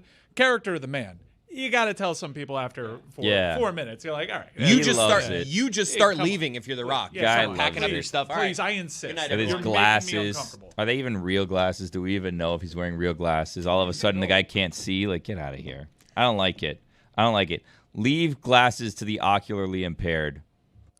Chris, that's a baller move to suggest that Dwayne "The Rock" Johnson should have left 4 minutes into the ovation and seen if they still went the 11 minutes as he Come back for an encore. beat the traffic, just beat the traffic to get out of the whole thing. Just so you can give me some of the backstory on what this movie is, because A24 makes only good things. I shouldn't say only good things, but they are. Mostly. They're a tastemaker. They're a remarkable studio, and the reason The Rock chose this story and this studio is because he's angling for, I want to show people something, as the tide turns slightly on what was not 15 minutes of applause, 15 years of applause that The Rock has been getting. And it's been about 15 years of trying to get this movie made for Dwayne "The Rock" Johnson. Remember when Stugotz was at the fight in Madison Square Garden, barefoot, standing next to The Rock? He looks great there. Barefoot. Yeah, that was when The Rock said, hey, we're finally going to make this movie, and then 5 more years pass. I mean, look how different Stugotz looks. Stu looked good then. From that image. Oh, wow. So this has been a passion project, and he's always known that he's capable of nailing this role, and by all indications, he has. And, I mean, he's worked very hard. He's not a bad actor by any stretch of the imagination. He's probably made some bad choices. It's no Batista, let's be honest with you. And by the way, 15-minute standing ovation, that's nothing compared to wrestling crowds. He has to be this is the best that these people can do in Venice. This is so lame. It's golf clapping. That would have actually. You have to pace Did he do? yourself. If he stood on the back of his chair. Yeah. And started doing Yeah. Thank you. The People's Champion thing. Now, famously, when he's been coming out to WWE crowds, he still gets goosebumps, and he makes the camera see his goosebumps. I wonder if he does that move at the Oscars. I mean, did the crowd scream candy ass at him? No. What is he even seeking these people's approval? Wow. What range he has. He went from playing a wrestler to playing an MMA fighter with a fake wig or whatever he has on. Get out of here. Dismissing a performance before you've seen it. I will not see it. So don't think my opinion will change. I'm already rolling my eyes at how long he's spent in the makeup chair every day. Good Lord, enough. Please get out of here, Billy. I know you have things to do. I know you have, I don't know if you're going to be interrogated by police, but they stopped you in an alley yesterday. And yeah, so that is so. You came in here. I don't blame them. Stressed. Why? What were you doing in an alley? I was just on the phone, and I had a Bluetooth thing in my head, and I was just, wandering about in an alley, walking circles on the phone. As one does. Sometimes you just go for a walk, and you're in the middle of a conversation, and you lose track of where you are. You just start doing circles, and I realized I was in a closed-off alley, and 2 officers came up to me on a golf cart, and they're like, "Are you okay?" And I was like, "Yeah, I'm good." Why? Why are you here? You're not. Were you meeting? What are you doing? Were they here? officers? On a golf cart? Yeah, it's a weird vehicle. That's a weird squad car. They seemed to be officers. Maybe they were security guards, but they had security that was very Was it one of those beach golf carts that can go out on the beach? No, little ATV action. I could have probably outrun it, honestly. But they're like, "What are you doing here?" Sounds like these were mall cops. Look, it was here, and I was surveillance like, footage. "Guys, those are the MDC security guards." They was. I was like, I work right Those there. aren't I'm cops. good. I had a backpack on. I'm like, they probably think that I don't know. cops. I'm up to no good. I'm a drug dealer. Who knows what they think is going on here? And the visual of Billy just sprinting away from them. They also kind of watched. I was like, no, I work at that building right there, and I noticed they did kind of follow me into the building. I don't blame them. Honestly, I kind of liked it. I was like, finally, someone thinks I'm dangerous. It was a rush. I felt like The Rock.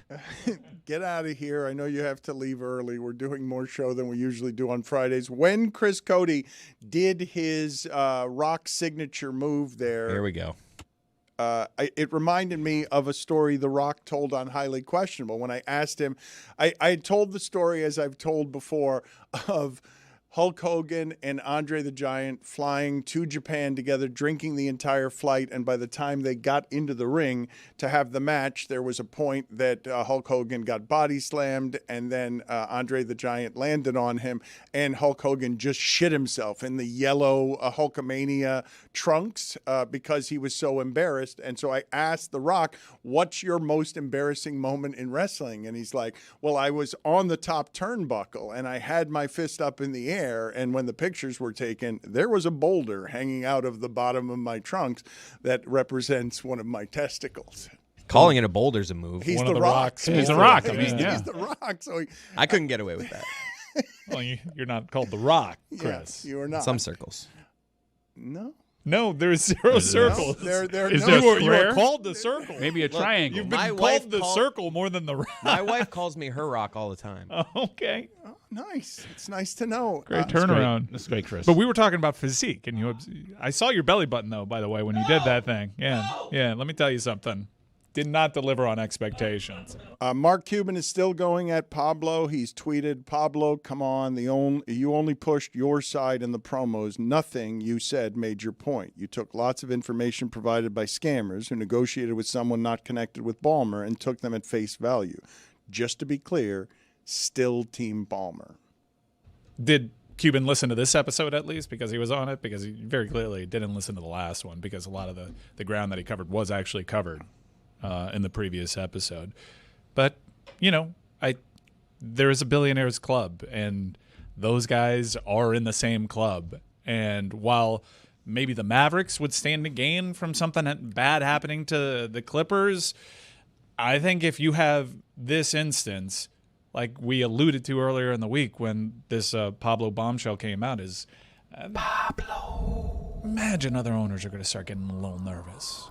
I just want to ask you guys one thing about consequences here. If it cost how many draft picks to get Kawhi to Los Angeles? I believe it was 5 along with Shea and Danilo Gallinari. That wasn't the Kawhi trade, right? That's Paul George. That was Paul right? George. That was the piece. Yeah, It was but the whole ultimately, thing. that was the whole thing together, right? Yeah, because but ultimately, Kawhi, I just want to be clear because we're positioning it as that was a Kawhi trade. Kawhi was a let free me see agent. the specifics The of how reason Kawhi I'm got there. asking you is just because the Clippers have gone from eternal laughingstock for decades to a team the last 5 to 10 years that has been vastly more relevant than it's ever been in franchise history. But when we go back on whatever it is that happens with the Kawhi Leonard and Paul George trades that or transactions that it took for the Clippers to become that, the Joe Smith salary cap fiasco in Minnesota, wasn't that 5 first-round picks? 5 first-rounders. That cost 5 first-round picks for the promise not written anywhere on, hey, Joe, we'll get you on the contract next time. If this is proven, what is going to be the collateral damage on how many draft picks it costs the Clippers to just have Kawhi Leonard if the penalty for this is anything like what the Joe Smith penalty is, given that everyone says that this is worse, if it's proven, than Joe Smith. And Joe Smith, when David Stern was in charge, different animal, that was 5 first-round picks with Joe Smith and Glenn Taylor. Yeah, and it was a point just made by Mike. Glenn Taylor was suspended for a year for that as well, but even Mark Cuban, who was just, going after Pablo for what's said in the promos, in the meat of this podcast, when he ultimately says, like, look, I don't believe that any of this is what you believe it is in terms of a smoking gun. If indeed it is true that this was all happening, it is way worse than what was going on with Joe Smith. He goes, he's done. It's over. They'll have everything revoked.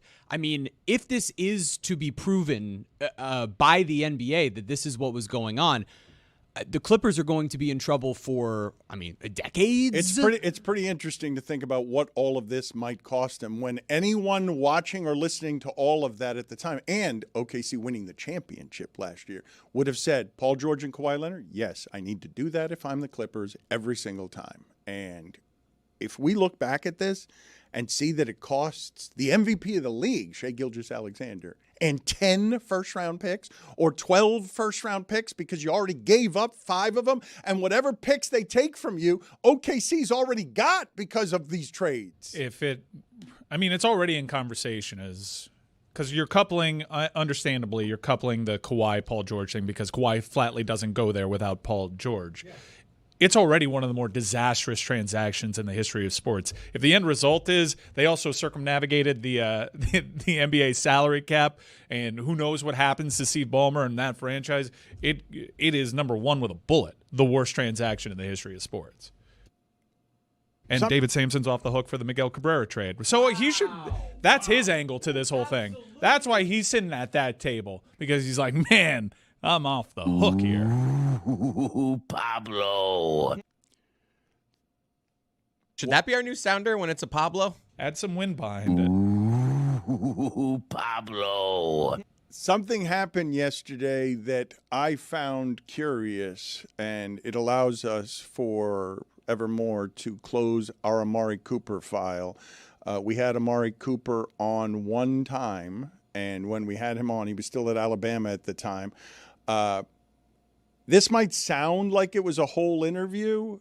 We had him on, and I'm pretty sure that he said one word in the entirety of the interview, that we didn't do anything else with this. I think we got in trouble at ESPN for this, right? They were mad that we kept teasing Amari Cooper's going to join us. Yeah. And then this was the entire interview. This is the best receiver in college football. He's a Miami kid, and he's been that for a while. Not a Miami kid, but the best receiver in college football. Amari Cooper with us on ESPN Radio. He plays at Alabama. Thank you for joining us, Amari. Could you be in the NFL right now? What do you imagine you'd be doing in the NFL right now? Just dominating. Thank you for being on with us, Amari. We appreciate it. So it was 2 words. Thank you. Thank you. 4 words. Okay, it was 4 words. It was just dominating, and it was thank you. So we can close that file. But it was curious, right? Most players who hold out just don't want to go to training camp and don't want to do any of that. Amari Cooper went to the Raiders and did football things, and then he retires yesterday. And it was an unusual timing. Usually if a guy can get through training camp, he can muster what's needed to get to game 1. The guys who are thinking about retirement at Amari Cooper's age usually don't even get to training camp or get there the way Andrew Hawkins does for a couple of days and then says, you know what, I'm done with this. I can feel that I'm done with this. It happened to Jerry Rice, too. He was getting through camp, and then he just decided, I'm not comfortable with the level that I'm playing at, and I don't want to do this to myself. I kind of saw John Oates give an interview on – everyone got excited, including myself, because Daryl Hall and John Oates, they didn't bury the hatchet. They settled their lawsuit, and the natural question is like, all right, are we going to see these boys in the Sphere? Hall and Oates reunion? Let's go.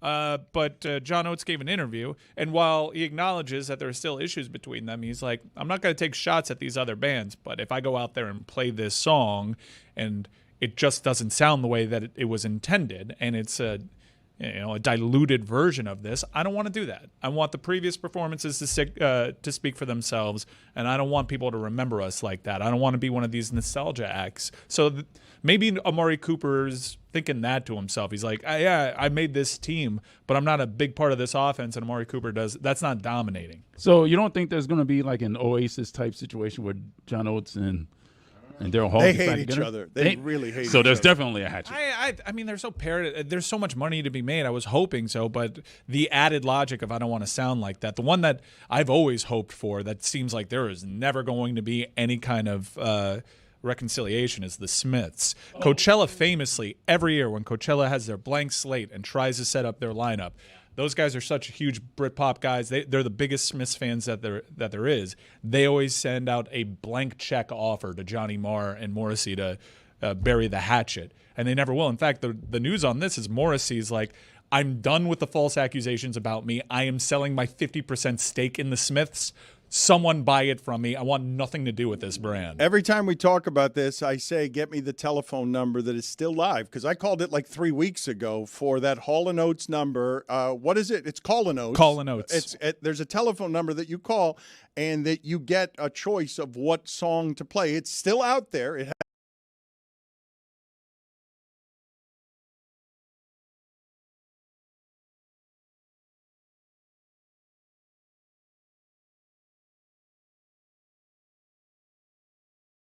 for somebody 3 weeks ago. I want to get that number. 719-266-2837. Yes, it's in my contact list. But the way that you said all of that made it seem like if John Oates went to Daryl Hall and asked for them to reunite, because Hall is viewed as the more talented one there, and I think he's got more disdain for Oates. 1, please press 1 to hear it go. Please press 2 to hear Manita. Please press 3 to hear Privatize. Please press 4. Yeah, that's what I would have chosen too. Yeah. I don't think that I think that if Oates went to Hall right now and said, let's reunite, there's a lot of money to be made there. I think Hall would say, I can't go for that. No can do. God damn it, Dan.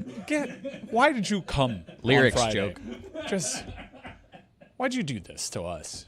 Andy Garcia is going to join us. Thank God. Hold on a second. Let me see if I can find it on the machine so I can make fun of myself here. Andy Garcia is going to join us in a few minutes to argue with his son about the Miami Dolphins. I see Chris Cody is wearing his Miami Dolphins gear. Game week, Dano.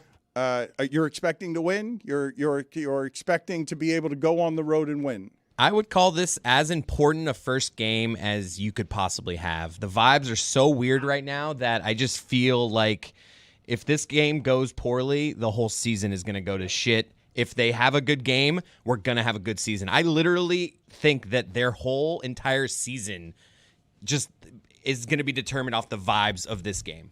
This is a must-win game. We did that earlier in the week. No, Billy and Greg have said this. Did you get that Big Mac stuff? Did you end up doing anything? Because I ended up talking to Big Mac in the carport about the Dolphins this season, and what he said was if they win this game, he thinks they're going to go 15-2, and if they lose, the season's over. Oh, wow. So he agrees. And as an impartial, I look at this game and I see a couple 8 and 9s cutting it up. That's the argument I've been making to people when they tell me I think the this Dolphins game sucks, bro. It does. I'm not saying it's a great game, but I zero juice to this game. No, but from a Dolphins fan perspective, there is. Like I know, like last night, the Cowboys, they lost that game. I feel like it's not all crumbling there. Whereas if the Dolphins lose, I just think it's so broken. Tyreek will fly off the handle. It's an important game. It's as important as game one can be. And my expectation is by game 6, you'll be saying this is as important of a game 6 as there can be because it could go either way because they're going to be hovering around exactly where they are right now, 500. It's one of my favorite things that the lower half of the league does and the lower half of the league's fans do, where Dolphin fans are like, Colts aren't any good, and Colts fans are like, Dolphins aren't any good. They're looking at you like it's a mirror. It's the Spider-Man meme. We got to beat the Dolphins. Like if the can it be we're saying we're average? They're kind of average too. Mediocre. Yeah. That's what I'm trying to get you to admit, so I'm glad. I never said that these are two good teams. I just do think that the Dolphins season can go in two directions, and I think that it's so fragile right now that a bad performance in this week 1 could 9-8 or 8-9. That's You're right. That's what's on the line. Two different directions. That's what's on the line. Big one. But Big Mac is saying that the two directions are 15-2 or 2-15. He also told me this morning to let you know that he guaranteed the Eagles would win last night, and you can let Mr. Le Batard know He did that. guarantee it, but man, I thought of him last night as that was happening. I'm like, that guarantee's not going to mean something here if CeeDee Lamb catches a couple of balls. I had a fun interaction with him this week because he was kind of up away. Like sometimes he's out where I can walk right by him, and sometimes it's like a 50 feet away wave thing. And I was like, "What's up? What's up?" He goes, "Hey, what's up, Billy?" And like as I kept walking, he just like called me Billy, and then realized I'm not Billy, and then he just kind of tailed off with He's it. gonna hear this. No, I mean he knew it. Like that's like it was funny. Did you guys have any thoughts on the report of Bill Belichick banning Patriots staff from North Carolina scouting and practices? This is a mess. I'm so happy you won Gas Bag of the Week and none of that fell on me because I knew this was going to be bad from the start. This is a mess. And he's just got the weird girlfriend thing around, too. It's just all bad. Speaking of messes, I meant to tell the audience and you guys of because some of these still after 20 years, I still leave here some days with a bit of a film on me on how it is that I could have been better and not fallen flat. And what we did yesterday with that Mickey Arison interview that didn't please anybody, because I assure you that the Heat weren't happy about that interview either. And I say that without even having talked to anybody about it. The amount of failure in that when we could have done a really good 5 minutes if we had just asked 40 super fast true or false and yes and no questions to actually abide by the 5-minute restriction. I have not been able for 24 hours to get any of that off me. I've still got it on me today, even though the football season has started. And even though Pablo's got like the biggest hit podcast that there is, not just in sports right now, like he is just crushing it. I've got to imagine The Athletic has never had anything downloaded the way that was downloaded, and that's your first episode. It's the first thing you're doing for him, and that's where you're placing the expectations. Very high-low feeling for me yesterday. Yeah, we've heard confirmed, not sure exactly where it stacks, but one of the biggest podcasts in the history of The Athletic, which is saying a lot because David Ornstein's on that network. Like, there's been huge soccer stories, huge transfers. But as a debut, though, to come out of the box with a story you've been holding for 7 months. And you did that shit interview with Mickey Harrison. Yeah. I kind of thought it was perfect. Yeah, I bet you would. You really held his feet to the fire. If I had just snuck in a Saudi Arabia question, just one.